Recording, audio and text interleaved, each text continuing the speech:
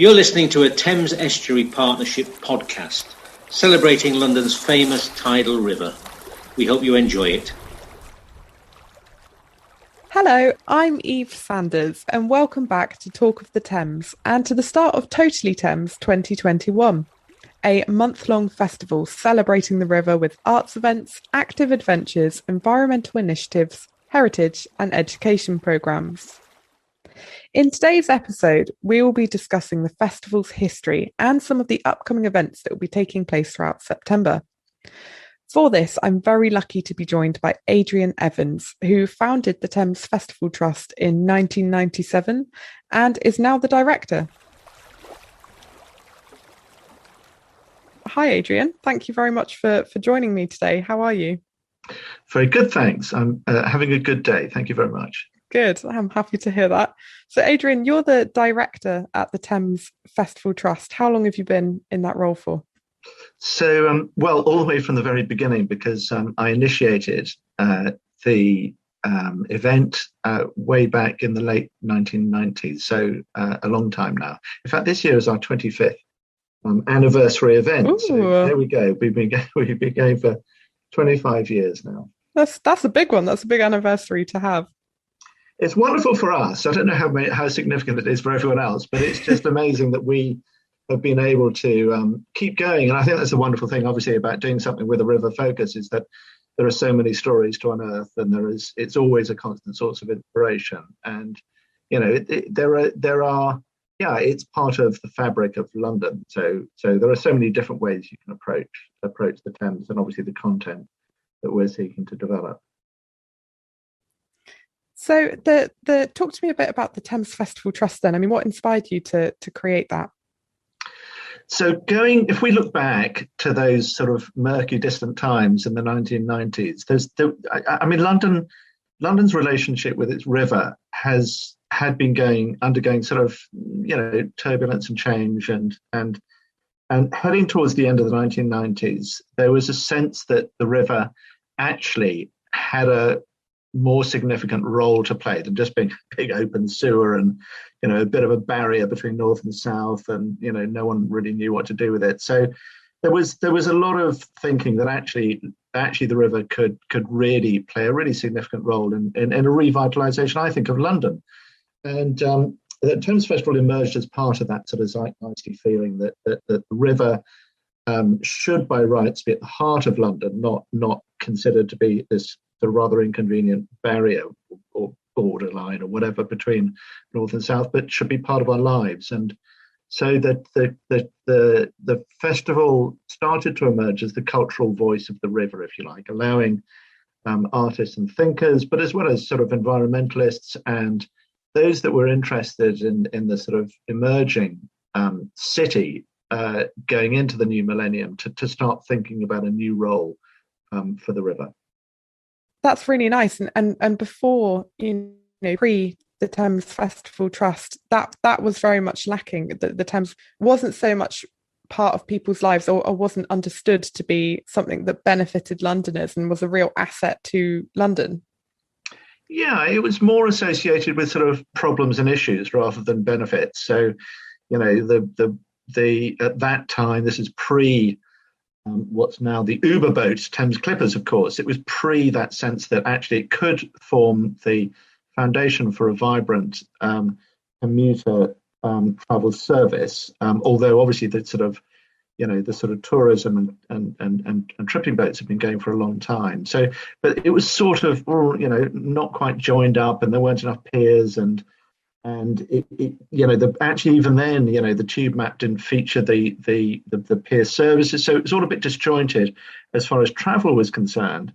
As far as sort of utilization, the most common sort of comment that people would have about it is that it's just there is, but it's so underused. It's London's sort of underused asset. It had that feeling of just being something which no one could quite find the correct way of approaching or dealing with. And it was emerging as well, through the 80s. And yeah, certainly. Well, certainly in the 80s, the architects were still building buildings with their backs to the river. They weren't really considering that the river was really there, something to be celebrated and enjoyed. And of course, the riverside walkways and so on weren't as joined up as they are now. So I think it's remarkable when you look back along that sort of 25 years and think, what a change! What an amazing change the river, if you like, London's relationship with its river has undergone. And I think that nowadays we have an extraordinary asset in the metropolis, one that millions of people enjoy by the simple fact of being able to walk beside it, or travel along it, or increasingly walk along the foreshore. A wonderful thing that London has that, for example, Paris doesn't. We can walk a foreshore. Isn't that amazing? We can access the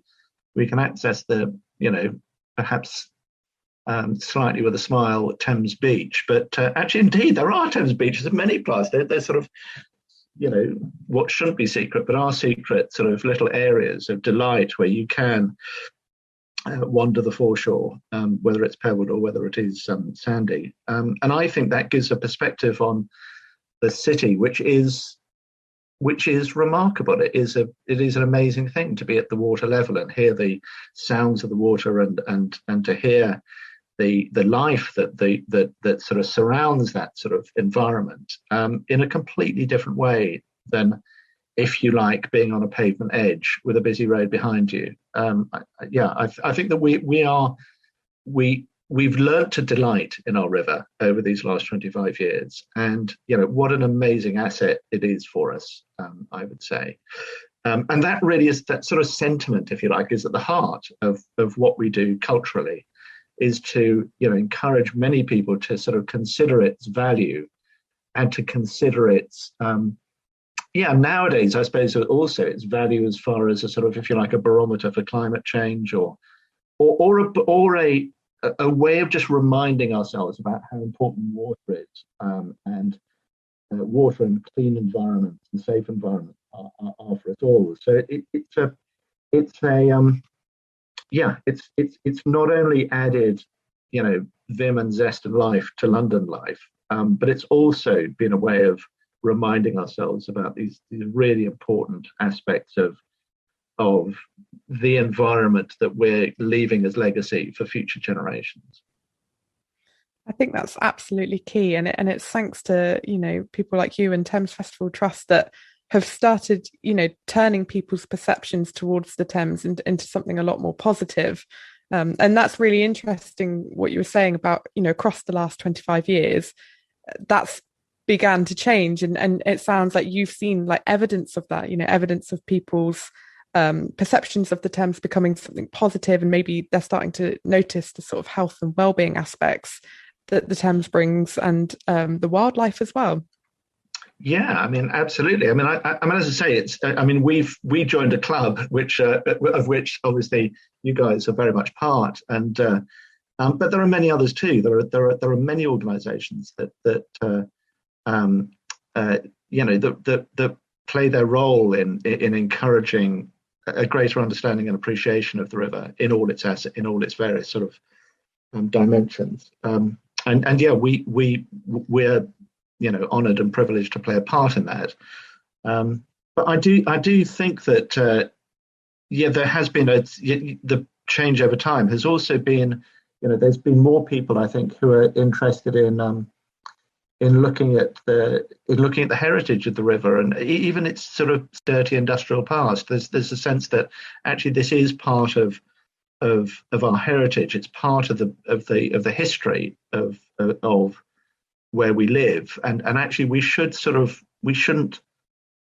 discover this, and we should sort of understand it, and we should appreciate it, or understand it anyway, not ignore it. And as London obviously is developing further and further east into the areas that were really smitten with some awful industrial landscapes, then I think those new communities it's sort of responsible for an organisation like us to try and enlighten the new communities in those bright, sparkling, enormous, great riverside apartment blocks to at least understand and appreciate the way that London has evolved and developed over time, and that they are now sitting on, they're sitting on part of London's history. Yeah, no, definitely. I think that it's really, really key for London to understand as a whole.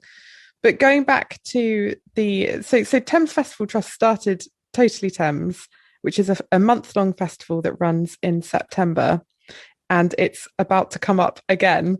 So what are some, 25 years is a long time for a festival to be running. What are some of the sort of key and most memorable events in the past? Yeah, I mean, first of all, we started actually as the Thames Festival. So our first, we've had a few titles. The first was the Thames Festival, and then when the Mayor's Office was established in 2000, we became the Mayor's Thames Festival. And at that time, right the way through until just about 2012, we were a weekend event that really focused in the centre of London between Westminster Bridge and Tower Bridge. And it was sort of, almost like a greenfield festival squeezed into the narrow walkways and roads between those iconic bridges. And we sort of outgrew the landscape there, and so changed to Totally Thames. Or we evolved. There was a couple of years where we sort of breathed out and expanded. But by 2014, we were a month-long season of river and river-related events, really still London-focused, but now between Hampton Court and the Dartford Crossing, and covering the whole month of September. And that really allowed us to do. I mean, on the one hand, you might think, we sort of, gone from a weekend to a month, and it's all aggrandizement. But really, it wasn't that. It was actually allowing us to do a range of different sorts of events that didn't rely on attracting 1.5 million people or into the area of central London. We were at that stage, I think we were much more an event by the river than an event that was about and for the river. And that critical change happened with the evolution into a month-long event, and it means that we can do many things which are much more intimate with the river than we did before, when we had to appeal to large crowds. And I enjoy those. I enjoy the sort of intimate aspects of the things that we do, whether it's walks and talks or artist-led activities, which just really trying to encourage sort of inspiration and discussion and debate, and a sense of change in people's own mind and their own sense of sort of what they expect, I suppose, about the river and their relationship to it. And we've had events both large and small, which I've enjoyed over time. I mean, I must admit, I was really, really proud of the night carnival that we used to do. That was a fabulous. Although arguably it didn't have a great deal to do with the river, but boy, was it fun. That was crossing. It was the South Bank, crossing Blackfriars Bridge and onto Victoria Embankment, closing the road. That was just so fantastic to be able to do that. And I think that was maybe our gift to the river at that time, was showing what an amazing thing it was to have no traffic on Victoria Embankment for a period of time, or indeed Blackfriars Bridge. So that was. Anyway, really proud about that. I'm really proud also about the feast on the bridges that we used to have on Southwark Bridge. Again, sort of partly to do with repurposing, urban environments, in this case, Southwark Bridge, and just having an opportunity where you could sort of meet and talk to perhaps people you didn't know in the environment of a long banqueting tables on Southwark Bridge. That's I didn't know that had happened. I can't even really visualize that, but it sounds awesome. It was awesome indeed. We had that, I think, 6 years on the trot. We did that event for 24 hours. We were able to close the bridge, and through the night of Saturday night, it was transformed into this sort of eating environment, and we had sort of wonderful sort of food that was coming in from sort of sourced sort of farms and so on. It was quite simple in a way, but grand in its sort of vision of just wanting people to sort of sit and have a meal together, and talk to one another, and we peppered the Feast on the Bridge with kind of street theatre and storytelling and music. But it really was an artist vision, in this case the vision of Claire Patey, and absolutely brilliant it was too. But yeah, that had its time. But we were also commissioning sort of large scale sort of artworks as we evolved into Totally Thames. The sort of Thames commissions became a signature piece, and we commissioned a large hippopotamus. So if anyone can remember this, it was a huge, great sort of hippopotamus that we commissioned for the Thames by a Dutch artist, and that floated on the river just by Vauxhall Bridge for through the month of September, and that was it was fabulous, really, because it was one of the most photographed installations that the Thames, I think, has ever had, and it was just a joyous sort of reminder, in this case, of the sort of deep past of the river when hippopotamuses did, in fact, roam the Thames basin. But yeah, we've done a series of these large installations. Another one of those I really love is the installation we had on the foreshore by Vauxhall Bridge. There, it was actually on the foreshore, sort of just opposite Tate Britain, and these were a set of sculptures. Riders on horseback that were revealed and concealed by the tide, and again, people love that sense of sort of art having that direct sort of visceral connection with the incoming tide and the ebbing tide and so on. And again, much loved and much photographed. And yeah, I think it's that we were doing. It's a privilege to be able to do that kind of thing in the extraordinary environment of the River Thames. And really lovely to bring in all of those different elements of the history, the culture, art, music, etc. I think that's fantastic. And it sounds like you've had some very memorable events in the past then, with a floating hippopotamus and feasting. Brilliant. And feasting, yeah, and much more, of course. Yeah, I mean, all of these things can be found on our website. So through the archive pages, if people are interested to explore more about the things that we've done in the past, then our website holds a good archive of all that material. Brilliant. Well, I think I'll be looking at that myself. Actually, it sounds really interesting. Okay, so we're coming up to Totally Thames 2021.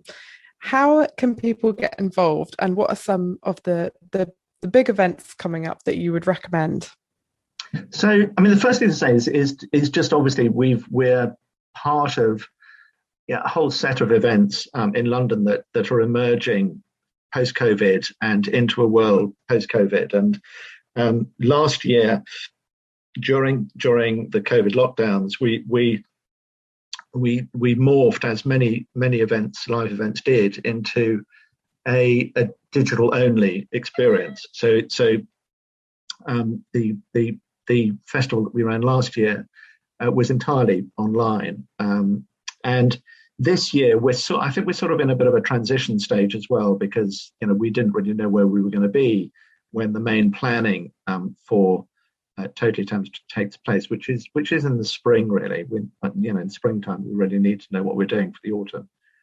So this time round, we have just shy of 100 events.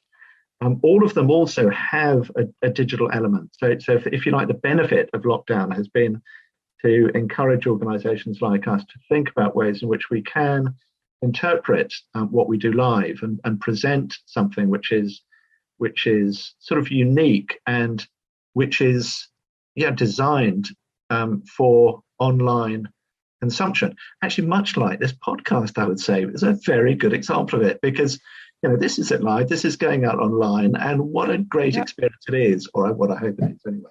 But we're doing the same, obviously, for Totally Thames, which we really do now think about our online activities as important, I think, as the live aspects. But anyway, on to what you can experience. It's all on our website. So totallythames.org will take you there and explore the sort of range of stuff that we do. They sort of broadly break down into three sort of categories, let's say. There's education work, and actually we do a huge amount of education work, not just in London, but with schools around the UK and indeed overseas.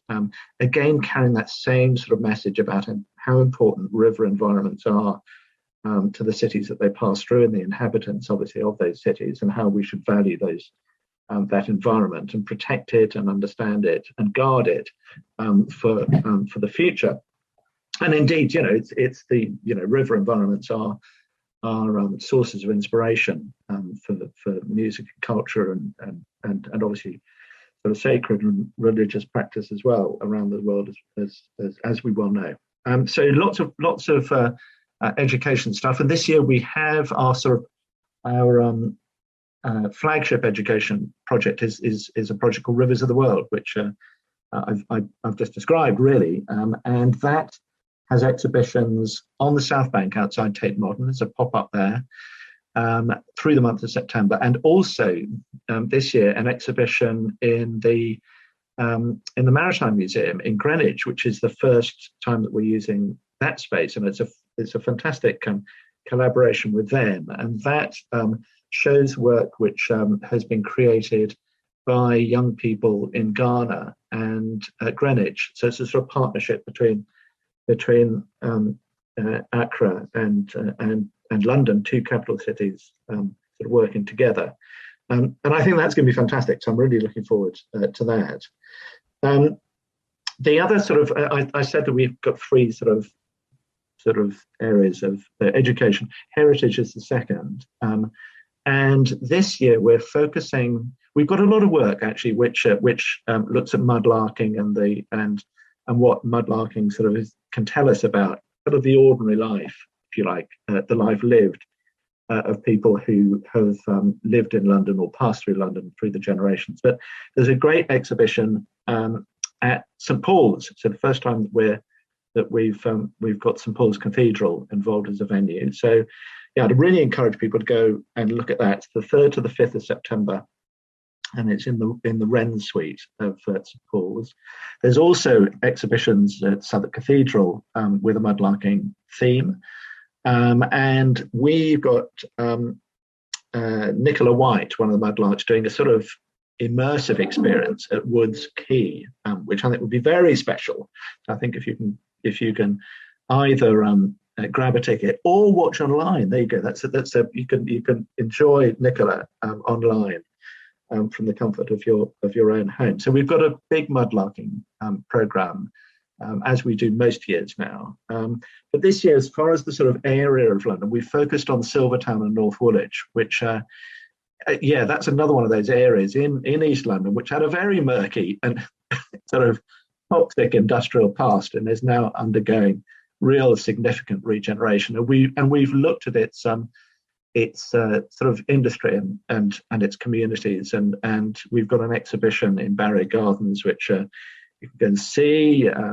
All this stuff is online, but there are also some amazing talks, and I'm really looking forward to hearing the author Melanie McGrath talk about her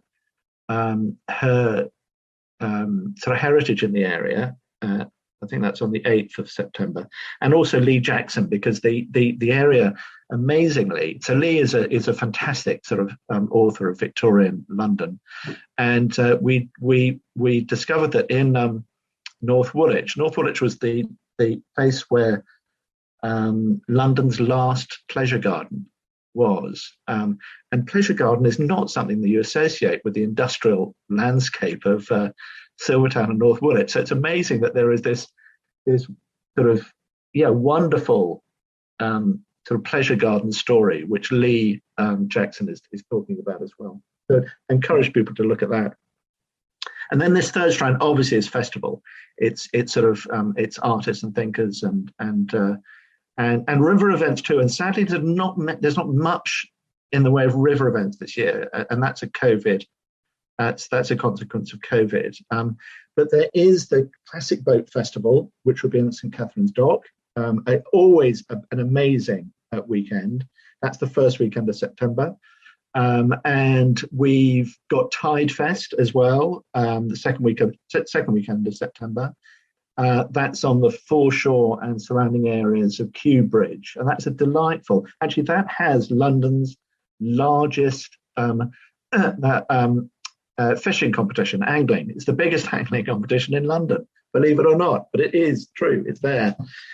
So there's massive prizes which bring the anglers onto the Thames, and shows through that as well how vibrant the river is. The river. Everything's thrown back, and everything's very sustainably thrown back. You just say that immediately, but it's a great way of enjoying the foreshore.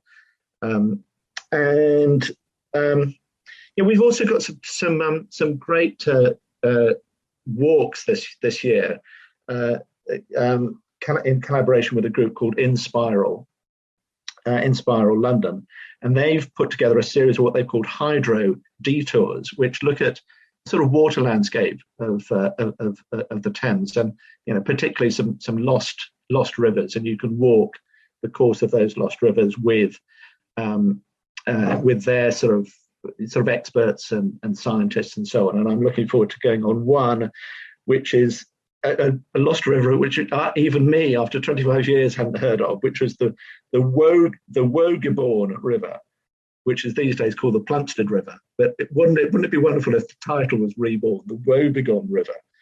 And that's Shooters Hill to Thamesmead, so I'll be on that one.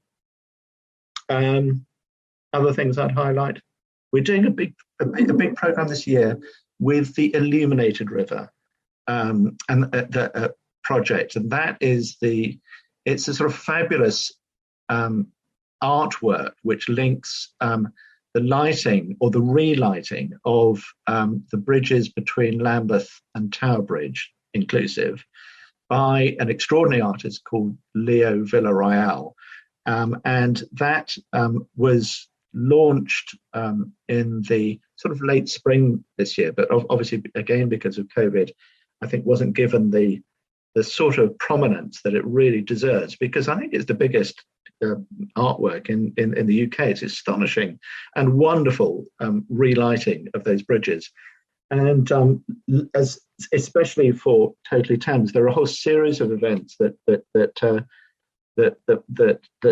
look at those illuminations and what Leo has done creatively, and our relationship with light on the river in the broader sense, and well-being and the sort of environment that is the river after dark. And amazingly, Leo Villarreal has agreed to, as it were, dazzle his illuminated river installation for one night only. So there is a bit of a razzmatazz jazzy thing happening with the illuminations on the 23rd of September. So that's a one-off. If you can get down and walk the river on the 23rd, I would very much recommend it after dark. And we've commissioned music, so we've got a whole online music program with Musicity. So we've commissioned, there's 5 new compositions there. We're collaborating with Archangel on a piece which is called Sonic Ray, which launches at the end of September and continues right the way through the months of October and November. And so I'm just really glad that we're back. I think that this sort of sense of emerging after the gloom of COVID and being able to encourage people back to the river and enjoy, what's ours. It's our river. It's our beautiful, gorgeous, delightful river, and to be able to get out there again and discover it and enjoy it is something that we very much hope to be enticing people to do through the month of September. Well, it sounds like you've got that sorted with an amazing lineup of events happening. And I think you're right. I think that's a really nice excuse for people to get back out and exploring the river after, what has been a very, an astonishingly difficult year and a half, probably an understatement. But and it sounds like those events have kind of adjusted to work with that too. So really, really exciting. If anybody wants any more information on those events, then to look at your website, the Totally Thames website. Absolutely, yeah. It's totallythames.org. Brilliant. Okay, well, Adrian, all that's left for me to say is thank you very much for your time, and I'm very excited. I'm excited for the month of September. Thank you so much. Thank you for listening to this month's episode of Talk of the Thames. We hope we've inspired you to go and check out some of the amazing events that are happening along the Thames this September, and to go and explore your local patch of river. If you would like any further information on any of the events Adrian spoke of today, please visit thamesfestivaltrust.org. We hope you have a great month and enjoy the last of the summer rays. But until next time, take care. Bye-bye.